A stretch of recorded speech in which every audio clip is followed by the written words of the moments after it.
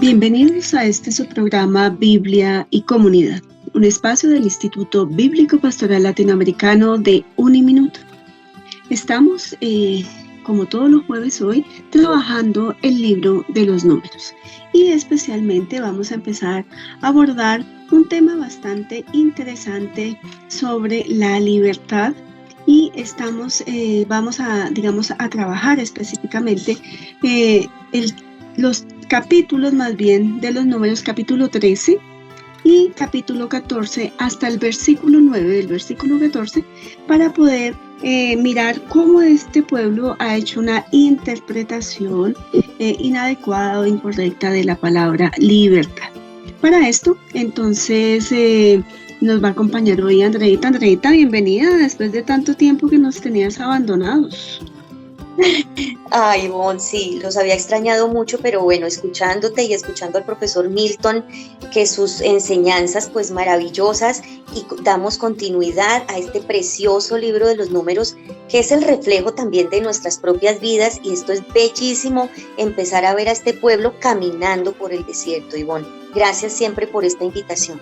Andreita, de todas formas, hemos visto en los programas anteriores cómo el pueblo se congrega en el desierto, se acostumbra a vivir allí y se prepara, digamos, también de acuerdo a las órdenes y a todos estos mandatos más bien que Dios ha dado o Yahvé ha dado a través de Moisés, cómo el pueblo se organiza y se prepara para iniciar, digamos, esa marcha por el desierto. Digamos que se inició esa marcha, pero ya se iniciaron con una cantidad de problemas, de quejas, de situaciones que no tenemos que comer, que extrañaban todo lo que tenían, que habían pues como cierto tipo de dificultades. Hoy, ¿cómo vamos a empezar a abordar este tema que me parece que es supremamente interesante, supremamente importante también para vivir esta experiencia cristiana? Porque a veces consideramos que, no sé, o en las palabras que a veces nosotros decimos, expresamos un Dios como que es coercitivo, ¿no? Un Dios que nos maneja a nosotros como títeres y que realmente esa libertad de la que habla el Evangelio pues como que se ve difusa frente a toda la cantidad de normas y toda la cantidad de cosas que uno debe hacer, pero que en realidad ese sentido de la libertad plena que nos propone el proyecto de Dios, pues a veces como que no la vemos, y creo que al pueblo también le pasó como lo mismo. Sí, Ivonne, es que lo bello es que tenemos un libro de números que ha sido o que tiene diferentes tradiciones y queremos es revisar este narrador, este agiógrafo, este escritor sagrado, ¿no? ¿Qué es lo que nos está queriendo decir después de que salen del exilio? Toda una enseñanza, toda una pedagogía de Dios, todo un entender a Dios, esa palabra que tú pones acá sobre la mesa, que es la libertad, ¿no? Cómo entender esa salvación, esa liberación y cuál es la responsabilidad del hombre frente a esa alianza o del ser humano frente a esa alianza que ha hecho con Dios, en este caso el pueblo, los creyentes hoy. ¿Cuál es nuestro papel? Entonces va a ser bellísimo ir entendiendo, porque es que el pueblo hasta este instante ha vivido dos cosas interesantes. Tú ya nombraste una, que es que Dios ya los tenga en libertad, los ha salvado, los ha sacado, ¿cierto? Ellos han experimentado una esclavitud en un primer lugar, han sido esclavos por 430 años en Egipto, han sabido lo que es estar bajo las órdenes han estado en cautiverio, han estado esclavos, ha sido el faraón, ese esclavista que los ha tenido por tantos años, y ellos han aprendido a obedecer, ellos han aprendido a obedecer, y por eso es que extrañan, como el profesor Milton lo hablaba y tú en los programas pasados, dice el pueblo, es que allá por lo menos nos daban carne, aquí nos salen con un maná, que nos van a dar un maná, pero esto junto a la carne no es nada, deberíamos devolvernos, y nos vamos a devolver, y eso lo vamos a ver en el capítulo 13 y esta parte del capítulo 14, es preferible regresar a la esclavitud. Entonces, ellos han vivido lo que es la experiencia de la esclavitud, tienen una mentalidad esclavista porque es que nadie les ha enseñado nada más, Y segundo, tú ya lo nombraste, ya están en libertad, Dios les llevó a atravesar las aguas, pero pues está Moisés, que es el que intercede por ellos, el que les ha dirigido en esa salida, el que se le ha dado una vara, un bastón para abrir esas aguas, y ellos lo que han hecho hasta ahora es obedecer ahora a Moisés. Entonces tú dices, claro, ya hay un montón aquí de requerimientos. Yahvé les ha preparado, ¿cierto? Estando abajo al sur, en la península del Sinaí, en el monte Sinaí, les ha dado una serie de mandatos y de leyes, ha escogido los levitas, han hecho los censos, bueno, ha preparado al pueblo totalmente para salir a la conquista. Entonces, ahora que salieron a la conquista, o sea, ponerse en marcha, ¿no? La nube se levanta y quiere decir que hay que levantar el campamento. Esa es la señal. Levanten el campamento y empiezan a marchar por el desierto porque vamos a conquistar la tierra. Y entonces el pueblo pensó que eso era igual como fue al comienzo con Moisés. Corra detrás de Moisés y ya. Pero resulta que aquí vemos otras dinámicas y vemos otras cosas y una responsabilidad que cada persona dentro del pueblo tiene y el pueblo mismo frente a esa conquista. Y bueno, entonces es precioso entrar al capítulo 13 después de ver capítulo 11, 12, ¿no? El profesor Milton enseñándonos todos los llantos, el problema de la queja, ¿no? Que él nos enseñaba sobre la queja tan terrible y las consecuencias de la queja, la glotonería con las codornices en el capítulo 12, que eso comieron y se saciaron y eso no hallaban qué hacer. Allí también vieron unas consecuencias de eso. Y la ira, ¿no?, que le hacen dar a Dios cuando empiezan también a quejarse por lo del maná. Y pues casi nada, los mismos hermanos de Moisés queriendo una autoridad mayor porque no soportan que Moisés haga y deshaga y sea el que mande aquí. Y entonces Miriam termina llena de lepra, pero tendremos, que me ha parecido fascinante la vida de Moisés. O sea, cómo le puede hacer hasta cambiar las decisiones a Dios. Es increíble, de verdad, este personaje y esa humildad, como hace referencia al capítulo 12, no había nadie más humilde como él, ¿no? Y él era ese hombre humilde. Y fíjate que él ni siquiera se va contra su hermana, sino lo único que hace es decirle a Dios que le quite la lepra a su hermana. Y bueno, después de 7 días así fue. Entonces es fabuloso. Y ahora, Ivonne, estamos ya en un capítulo 13, y los primeros 9 versículos del 14 para mirar ahora sí la exploración de Canaán. Entonces vamos a estar aquí en este capítulo 13 y 14. Bien, Andreita, ¿cómo nos propones el estudio ya después de este gran recorderis que nos has hecho y que realmente a nosotros creo que también nos ayuda a ubicarnos un poco dentro del contexto del libro? ¿Cómo vamos a iniciar a estudiar este capítulo 13? ¿Y cuáles son como los elementos fundamentales y principales que nos quieres ayudar a encontrar en este estudio? Bien, Ivonne, entonces vamos a estar en los primeros 24 versículos haciendo referencia a unos aspectos importantes para luego pasar de versículo 25 a versículo 33. Entonces, estos primeros 24 versículos nos van a hablar de la orden que Dios va a dar a Moisés. Lo hemos visto durante todo este estudio, y es que casi todos los textos narrativos inician diciendo, todos estos pasajes bíblicos inician diciendo, Yahvé dijo a Moisés. O sea, aquí Dios está hablando y dirigiendo a su pueblo todo el tiempo a través de Moisés, y Moisés es obediente y hará todo lo que Dios le diga, igual Aarón, igual el pueblo.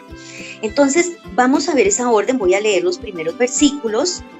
13:1, Yahvé dijo a Moisés, envía algunos hombres, uno de cada tribu patriarcal, para que exploren la tierra de Canaán que yo voy a dar a los israelitas, que sean todos príncipes entre ellos.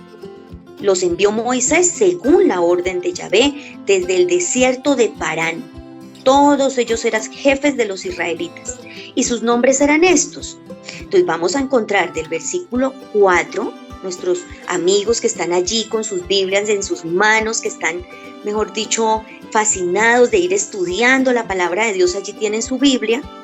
pues encontraremos versículo 4 al versículo 15 los nombres de todos esos representantes de cada tribu, como lo es en el versículo 4, por ejemplo, por la tribu de Rubén, Samúa, hijo de Zacur; por la tribu de Simeón, Safat, hijo de Jorí, y así sucesivamente. Pero vamos a concentrarnos en dos personajes que van a ser protagonistas totalmente. Versículo 8, por la tribu de Efraín, Josea, hijo de Nun, o desde el hebreo, Hoshea, ¿no? Por la tribu de Efraín, entonces, tenemos a Josea, o a Oseas, que también lo conocemos así como el profeta, pero este no es el profeta, ¿no? Y vamos también a fijarnos en los siguientes versículos, versículo 11, que por la tribu de, estos son los nombres de Zabulón, permíteme un momento, la tribu de Aser, ¿no? Hijo de Miguel, por la tribu de Neftalí; Jabí, hijo de Basí, y por la tribu de Gad, Geuel, hijo de Maquí. Entonces nos va a decir el versículo 16 que tenemos dos personajes muy importantes, y es que estos son los nombres de los que envió Moisés a explorar el país, pero Joseas, hijo de Nun, Moisés le llamó Josué, y vamos a ver un cambio de nombre. Perdónenme un momento, versículo 6, vayamos al 13:6, dice, por la tribu de Judá, Caleb, hijo de Jefoné. Estos son los dos personajes protagonistas importantes. Versículo 6, por la tribu de Judá, Caleb, hijo de Jefoné, y tenemos aquí el versículo 8, por la tribu de Efraín, tenemos a Oseas o a Josea, hijo de Nun. ¿Qué vamos a ver en el versículo 16? Que hay un cambio de nombre. El pasaje no lo justifica, y dentro del pasaje no encontramos una justificación de por qué se le ha querido cambiar, ¿no? Moisés, no dice Dios, sino Moisés. Se le cambia el nombre de Josea por Josué. Y esto va a ser importante porque cuando conocemos el libro de Éxodo y el libro de Josué y el mismo libro de Números, pues vamos a encontrar que Josué es esa persona que también va a representar al pueblo, que va luego de la muerte de Moisés, es quien va a seguir guiando al pueblo, quien va a entrar en la tierra prometida, en Canaán, y van a iniciar allí toda una conquista y demás. Ya cuando no está Moisés y desde antes de que Moisés parta y muera, porque él no va a entrar en la tierra, Josué va a ser importante. Y este nombre Josué, ¿no? Este nombre Josué, que solamente Josea significa salvación, pero aquí ya hay una complementariedad del nombre. No solamente se va a llamar Josea o Joshea, salvación, sino que se va a unir ese verbo con el que es reconocido Dios. En Éxodo capítulo 3, versículo 14, cuando Moisés le pregunta a Dios, y bueno, ¿yo qué le voy a decir allá al pueblo? ¿Quién eres tú? ¿No? ¿Qué digo? ¿Quién eres? Y dice, pues yo soy el que soy, dice Dios, y así va a ser reconocido, yo soy el que soy. Ese verbo hayah, que es el verbo ser, pues se va a unir a este verbo, a esta palabra salvación, y entonces ahora este nombre Josué o Yoshua, este nombre Josué, que ya en griego lo conoceremos como Jesús, ¿verdad? Jesús, Josué, Yoshua, pues va a ser el nuevo nombre de este gran nombre que va a ayudar a incorporar al pueblo a la dichosa y bendita tierra que emana leche y miel. Entonces, por este momento, hasta el versículo 10, importante Caleb y Josué, que ya veremos ahorita más adelante la importancia que tiene en esta exploración de la tierra. Bien, vamos a seguir mirando entonces del versículo 17 en adelante, porque fíjate que hay unos criterios para que todos estos príncipes o representantes de cada tribu deben tener en cuenta para expiar, para explorar, para expiar esa tierra, para que regresen y le cuenten a todo el pueblo qué vieron. Y hay unos criterios aquí que nos van a dar. que le va a dar Moisés a ellos. ¿Qué deben de tener en cuenta? Porque cuando ellos regresen, eso que ellos han visto servirá para ir y conquistar esa tierra. Dice, Moisés los envió a explorar el país de Canaán y les dijo, subid ahí por el Negev y después subiréis a la montaña y reconoced el país a ver qué tal es el pueblo que lo habita. Miren, empecemos a mirar estos opuestos que son muy interesantes. Ver qué tal es el pueblo que lo habita, si es fuerte o débil, escaso o numeroso, y qué tal es el país en que vive, bueno o malo, cómo son las ciudades en que habitan, abiertas o fortificadas, cómo es la tierra, fértil o pobre, si tiene árboles o no, tener valor y traer algunos productos del país. Esto es muy interesante, ¿no? Cómo se les dan unos criterios aquí sobre cómo es el pueblo, ¿no? Su debilidad o su fortaleza, bueno o malo. Y va a ser interesante para cuando veamos ahoritica cuál va a ser la respuesta de estos príncipes que han ido por cada tribu, estos 12 príncipes que van a venir a decir. Bien, fijémonos por favor lo que va a decir el versículo 20. Si la tierra es fértil, ¿no? O pobre, si tiene árboles o no. Tened valor y traer algunos productos del país. Esto también será interesante ahorita porque ellos van a traer algo de allá para mostrarle al pueblo como en representación, ¿no? ¿Qué es lo que traen de allí? ¿Qué es lo que pudieron traer de esa tierra que han explorado, que es Canaán? Luego ya posteriormente, muy en el Nuevo Testamento, ya le llamaremos Palestina, la Palestina. Bueno, entonces dice que era el tiempo de las primeras uvas y ¿qué hicieron ellos? Pues subieron a explorar el país, ¿no? Como en el versículo 21, pues como Dios lo ordenó a través de Moisés, ellos van a subir y van a hacer esa exploración en el desierto, y subieron por el Negev y llegaron hasta Hebrón, donde residían allí Ahimán, Sesai y Talmai, descendientes de Anac, y vamos a encontrar varias veces esta referencia en este capítulo 13 y 14, y son los descendientes de Anac. Tenemos que tenerlos en cuenta, porque va a haber una referencia 3 veces de estos descendientes de Anac, anaquitas, que ya veremos. Hebrón había sido fundada 7 años antes de Quetanes de Egipto. Y bien, entonces llegaron al valle de Escol y cortaron allí un sarmiento. Estamos en Escol, estamos muy cerca a Hebrón, estamos al sur de Canaán, en el Negev, que es una parte desértica, ¿no? El Negev. Y allí tenemos muy cerca a Escol. Y el pueblo está en Cades, Barnea, que no está lejos de lo que llamamos Hebrón, no está lejos de allí. Estamos a 150 kilómetros del Negev. O sea, se han salido de Egipto y esa exploración, ese expiar la tierra, están a un paso de entrar a esa tierra, pero pues tienen que explorarla primero. Muy bien. Aquí tenemos, llegaron y cortaron allí un sarmiento con un racimo de uva que transportaron con una pérdiga entre 2. Muy bien. Al lugar aquel se le llamó Valle del Racimo, por el racimo que cortaron allí los israelitas. Muy bien. Con esta primera lectura y este primer acercamiento, yo les invito a que vayamos al versículo 25 al 33.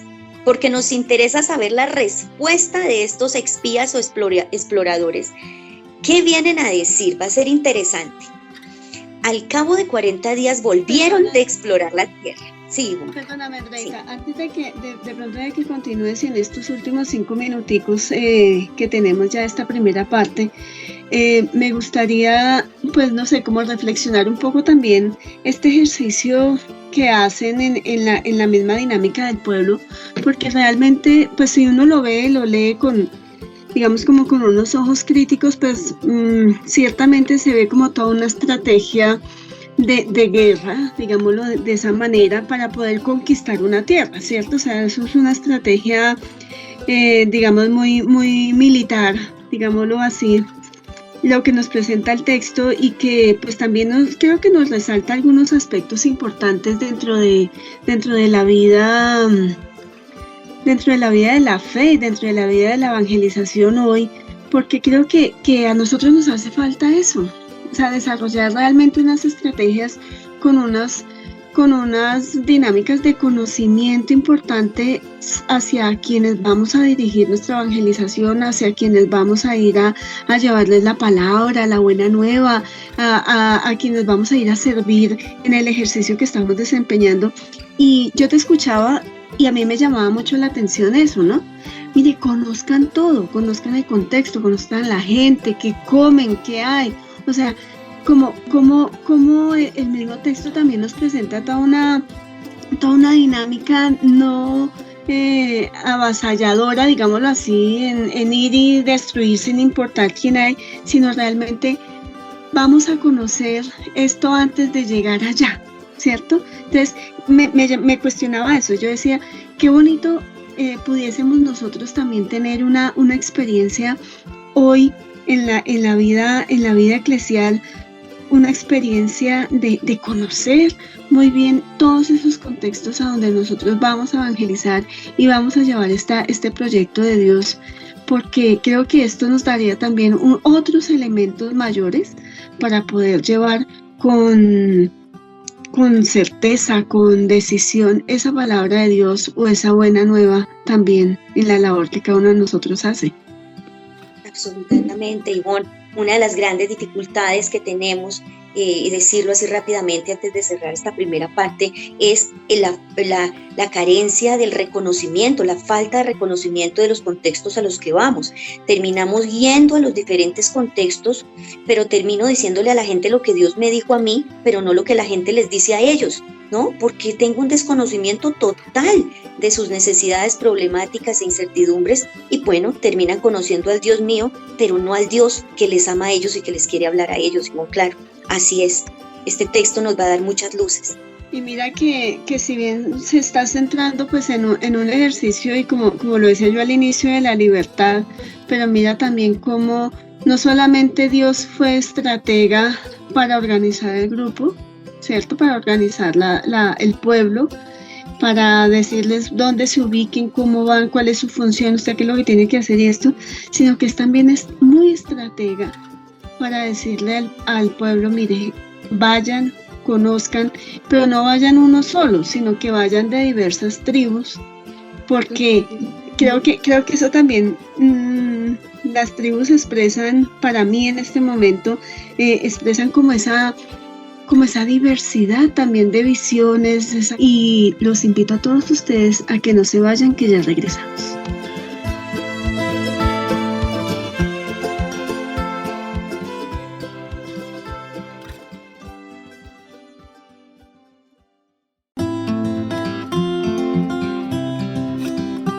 Y de regreso a su programa Biblia y Comunidad, estamos abordando el texto del libro de los Números 13:1 al 19:9, al 14:9.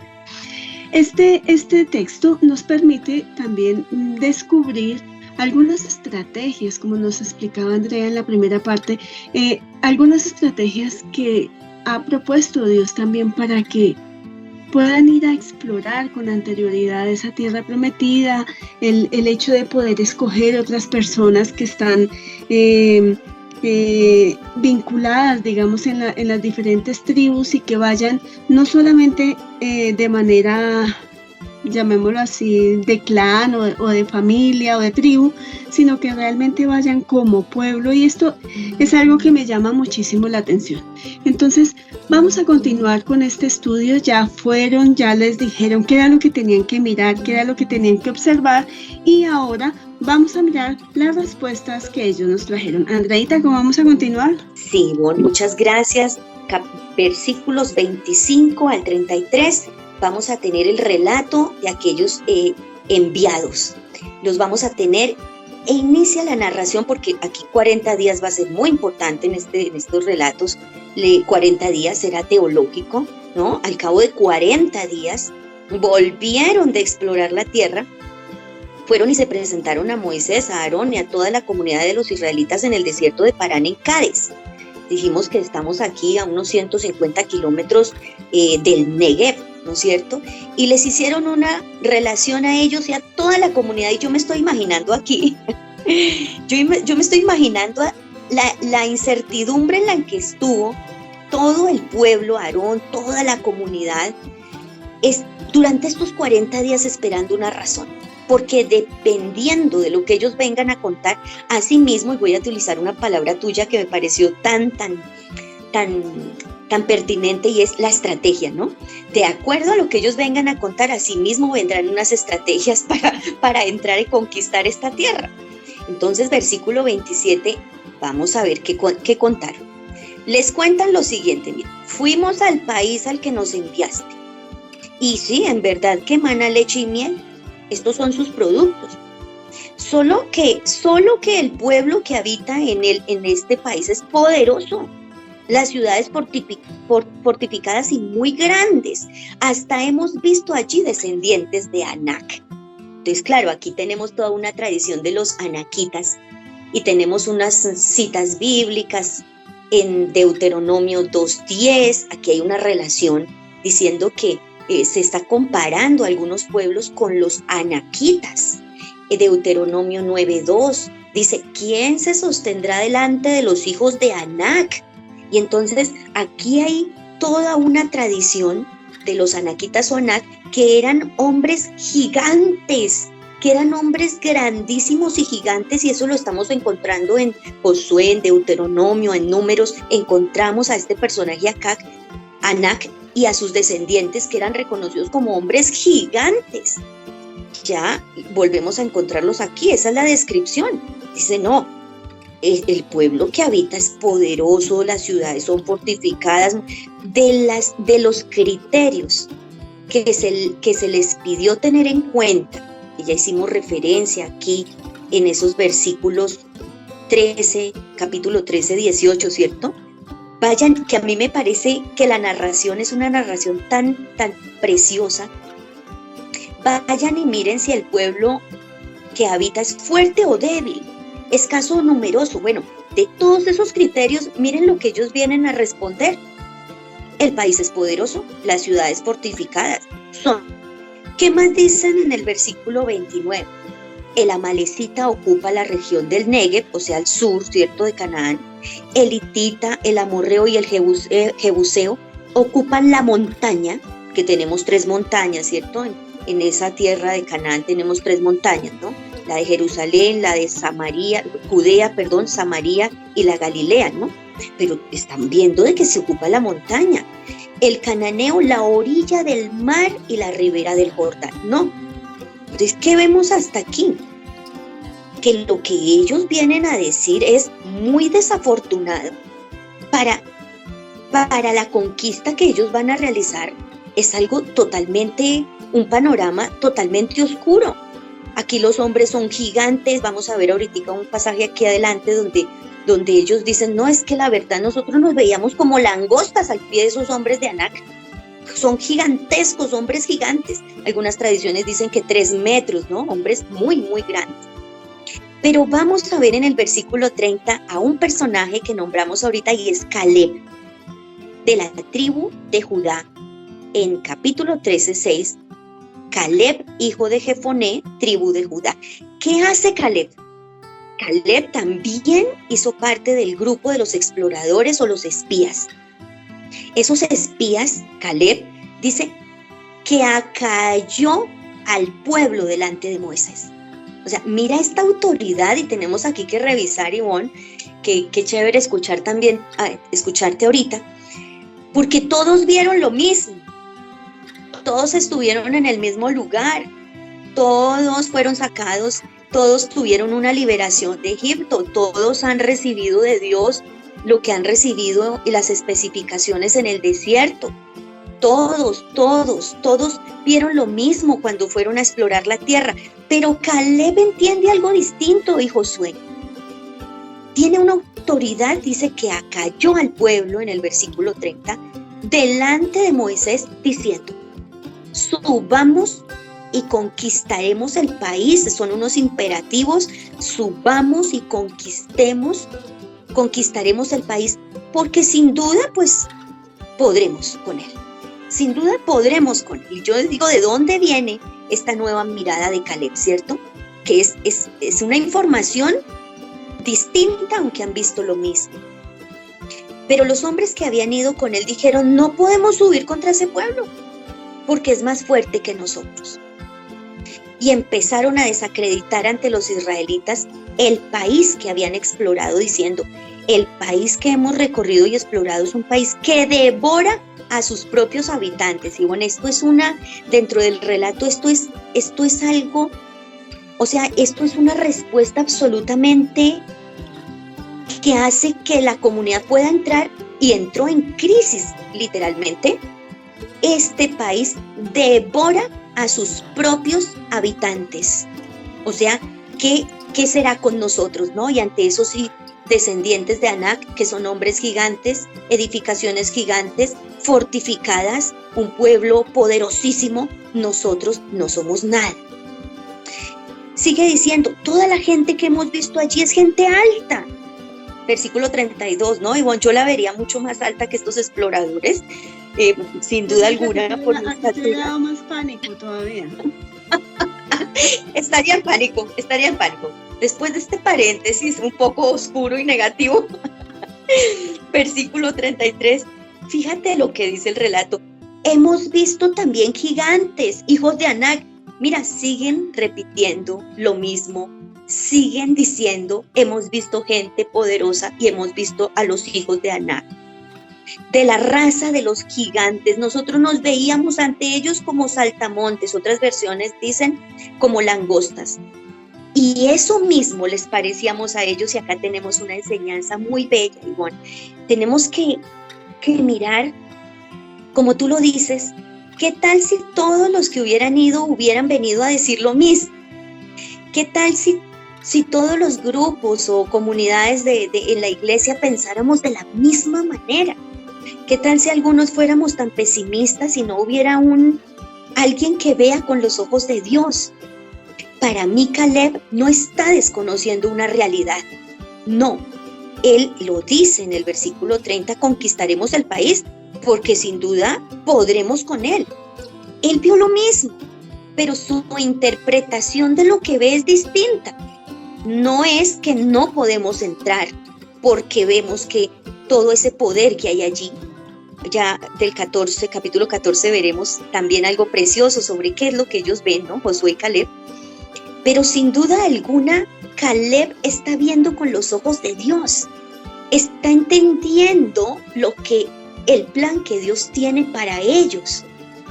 No desconoce su realidad, pero es que dentro de esta realidad es que es Dios el que les ha enviado, es Dios el que ha prometido, es Dios que en el desierto y desde Egipto les ha demostrado su poder. Es que ¿con quién están caminando? ¿Con quién van a ir a conquistar la tierra? ¿Es un capricho humano o es la voluntad perfecta de Dios? Esto es lo que los otros 10 espías están desconociendo. Aún ellos no entienden quién es Dios. Ese versículo 33b, donde dice: nosotros, voy a hacer alusión a él, nosotros nos veíamos ante ellos como saltamontes. Y aquí el versículo nos está diciendo cómo los 10 espías, no Caleb ni Josué, los 10 espías se veían a ellos mismos, porque no veían con los ojos de Dios. Ellos, frente a todo el poder y estos hombres gigantes y demás, se veían a ellos mismos. Ellos se veían a ellos mismos como saltamontes, como poca cosa. Entonces, ¿en dónde está la libertad de la que ahorita vamos a seguir hablando? Fueron sacados de Egipto. Libertad, salvación, somos libres. Pareciera entonces que si Dios les liberó, pues pues Dios ya tiene que incorporarles en esa nueva tierra. ¿Para qué el desierto? El desierto va a ser breve, dirían ellos. Va a ser cuestión de días solamente, ¿no? Y en el desierto pues no habrá sufrimiento ni nada de esto. Ya somos libres, somos libres. ¿Cómo así que el entrar en la tierra nos va a traer otro sufrimiento? Sigue diciendo ese versículo 33. Y eso mismo les parecíamos a ellos. Así que, así como yo me veo, así como yo me amo, o así con esa, digámoslo hoy en palabras de hoy, esa baja autoestima, ¿no? De acuerdo a cómo yo me entiendo y a cómo yo me veo humanamente, así mismo mis enemigos me van a ver. Hay un autor que no recuerdo ahorita que hace ese comentario, y es que yo debo verme con los ojos de Dios. Entonces dice, y el comentarista, los espías se veían a ellos mismos desde su propia condición humana. Mas Caleb y Josué veían al pueblo desde los ojos de Dios. Y ver desde los ojos de Dios es distinto, porque si Dios está con ellos, pues todo es diferente, ¿no? Aquí hay un respaldo, un poder, una promesa y un Dios que nunca les dejará, pero realmente hay un desconocimiento de Dios igual, por parte de estos 10 espías. Hay un desconocimiento total del plan de Dios hacia ellos. Y quiero decir algo que yo pues le digo también a las personas que Dios me da la oportunidad de evangelizar. ¿Qué les digo yo? Pensamos que Dios, que conocemos a Jesús y resulta que ya nos tiene que ir todo bien, ¿no? Conocimos a Jesús, que es la libertad, que es el amor, y a veces nos preguntamos, ¿y por qué después de que conocí a Jesús, a veces pasan tantas cosas en mi vida? ¿Qué es la libertad? ¿Cuál es la salvación o la liberación real que Dios trajo a mi vida a través de Cristo? Por ejemplo, hoy lo decimos, ¿no? Si cuando conocemos a Jesús podemos estar asumiendo tantas cosas tan difíciles en nuestra vida. El problema es desconocer que Dios está actuando y está tejiendo. Quiero traer esa imagen del tejedor que está tejiendo con 2 agujas y también lo tiene que hacer con nosotros. Dios está realizando todo un plan perfecto, una vida nueva, un mundo nuevo, está sanando el corazón, está trayendo gente nueva a mi vida, está trayendo oportunidades nuevas a mi vida, está confrontando mi corazón después de que yo conozco a Jesús. Eso está pasando con el pueblo. El pueblo salió de ser esclavo, tienen una mentalidad esclavista, no han aprendido nada más sino a trabajar y a recibir el pedazo de carne que les dan. No conocen nada más. Y entonces ellos que están pensando, mire, nos sacaron de un faraón y nos trajeron a otro, vea, este nuevo Dios, porque el faraón también era como un Dios, y resulta que seguimos aquí ahora bajo las órdenes de otro Dios y nos está yendo hasta peor, porque por lo menos allá teníamos carne y teníamos trabajito, pero aquí en el desierto realmente este nuevo faraón o este nuevo esclavista nuestro, este nuevo emperador nuestro, realmente no nos está yendo mejor. Pero ellos están desconociendo lo que Dios ha hecho y lo que viene. Yo lo veo en mi vida un poco, Ivonne, y en la vida de tanta gente. Cuando vemos los años que han pasado y decimos, Dios, ¿tú tenías todo esto para mí? ¿Tú estabas tejiendo toda esta vida para mí? ¿Tú me tenías planeado darme todo esto que me has dado? Personas tan preciosas en mi vida, oportunidades, sabiduría, posibilidades de llegar a la vida de tantos. Tú tenías esto para mí, pero yo hace 20 años no lo veía, igual. No lo veía, no sabía lo que era. Por eso el desierto trae incertidumbre, ¿ves? O sea, el desierto trae incertidumbre. Y con estas noticias tan pésimas y tan oscuras, tan negativas que traen los espías, pues realmente no puedo entender entonces lo que Dios está haciendo con nosotros. Pero al pasar el tiempo nos damos cuenta que Dios, que lo que Dios dice no es solo un mantra, porque a veces pensamos eso, ¿no? Vamos a evangelizar y le decimos a la gente, tú sí puedes, tú vales mucho en la cárcel, ¿no? Tranquilo, aunque la gente no te quiera, Dios te ama. El mensaje de Dios no es como un mantra, que psicológicamente serviría, sí, porque psicológicamente ayuda a la gente a que se sienta bien y que se sienta que se sienta con una autoestima alta. Pero es que no es el mensaje de Dios no es solo mensajes lindos para sostenerme hoy en el día, es que Dios sí está tejiendo todo un proyecto que Él como arquitecto tiene diseñado para cada uno de nosotros y lo está llevando a cabo, pero yo no lo estoy viendo como yo quisiera. Eso está pasando en este desierto. La tierra prometida está ahí, a unos cuantos kilómetros, pero ellos no la están viendo. Mandaron unos espías que lo único que ven es la parte negativa, pero no están viendo el plan de Dios para ellos. Entonces, ¿cómo se ven? Ivonne, mira el versículo 13, ¿no? Nos veíamos ante ellos como saltamontes y eso les parecíamos a ellos. Perfecto. Así queda la cosa hasta este versículo 33. Y como ves, Ivonne, todo el pueblo en conmoción, 10 espías trayendo estas malas noticias, pero un Caleb que es el único que puede ver con los ojos de Dios, Ivonne. Margarita, yo creo que ahí también en esta experiencia que tú nos has compartido y ya prácticamente en estos últimos minuticos de programa que nos quedan, es poder identificar cómo también la condición humana a veces nos juega unas malas pasadas, ¿cierto? Porque creo que el hecho de ellos sentirse inferiores, el hecho de ellos sentirse muy pequeños, el hecho de poder encontrarse también con todas estas dificultades que ellos expresaban y manifestaban, pues también mostraban cómo prevalece a veces en esa misión encomendada por Dios, prevalece la condición humana y siento también que hoy es un llamado de atención a esto. O sea, nosotros vivimos hoy llenos de miedos, vivimos llenos de incertidumbre.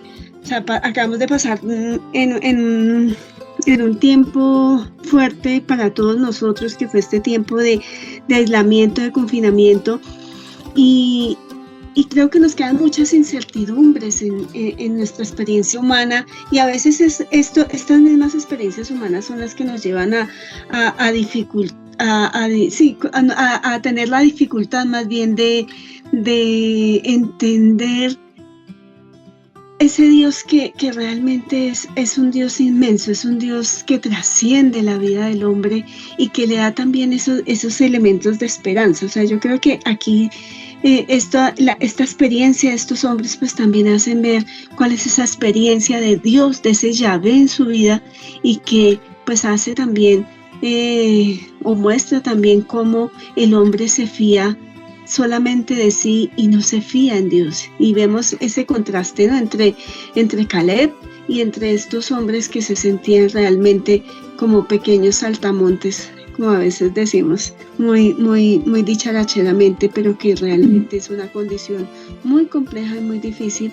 Y creo que aquí hay un ejercicio de discernimiento grande y profundo que tenemos que hacer todos en nuestra experiencia real de ser verdaderos hijos de Dios y de sentir realmente esa experiencia y ese poder de Dios en nuestra vida, no como un cliché, no como un elemento de buena suerte o como un mantra, como tú lo decías, sino realmente de hacer realidad esa experiencia de Dios en nuestras vidas. Sí, Ivonne, podríamos decir entonces, para terminar, que cuál es la reflexión que podemos hacer sobre el desierto y que tenemos que empezar a hacer sobre el desierto entonces aquí en el libro de Números. Ser libres. Si ellos dependían de un faraón, ahora deben de aprender a depender de Dios. Y ellos no saben hacerlo, no saben depender de Dios. Dependían de un faraón que les daba comida y trabajo y una vivienda. Pero aquí el desierto les va a enseñar quién es Dios, porque cada vez que ellos hacen su pataleta, a través de la intercesión de Moisés verán a un Dios. Por eso acá siempre se estudia de que esa misericordia de Dios es preciosa con el pueblo, porque precisamente el desierto es para enseñarles a salir de su mentalidad de esclavitud y enseñarles quién es realmente su Dios. No, esa libertad a conquistar, que no es en un solo instante, sino que la tierra representa esa tierra representa para ellos unos pies firmes en un lugar, ya no depender de otros, sino de la tierra que Dios les da. Conquistarla para conquistarla. De ahí para allá veremos toda una pedagogía de Dios con el pueblo para que ellos aprendan a depender de Dios, porque la libertad se las da Dios, pero ellos tienen que ayudar a tejer esa libertad con su obediencia y su dependencia de Él, porque Dios no obliga ni violenta.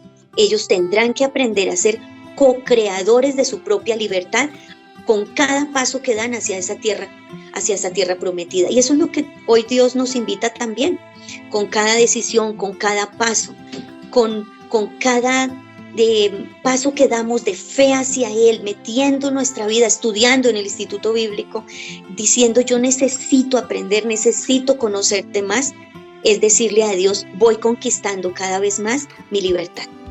Así que qué maravilloso, un abrazo y qué bello todo esto, y que Dios nos siga enseñando a todos a vivir. Andreita, a ti mil gracias por esta experiencia, por este programa tan iluminador también para todos nosotros, que creo que es también un desafío profundo en comprendernos realmente como hijos de Dios y en comprendernos también como enviados de aquel que nos ha dado la vida plena y la vida abundante. Andreita, mil gracias por estar con nosotros hoy. A ti siempre, gracias por esta invitación y por este precioso programa que sana y libera. Gracias. Y a todos ustedes, mil gracias por estar en sintonía en este su programa Biblia y Comunidad.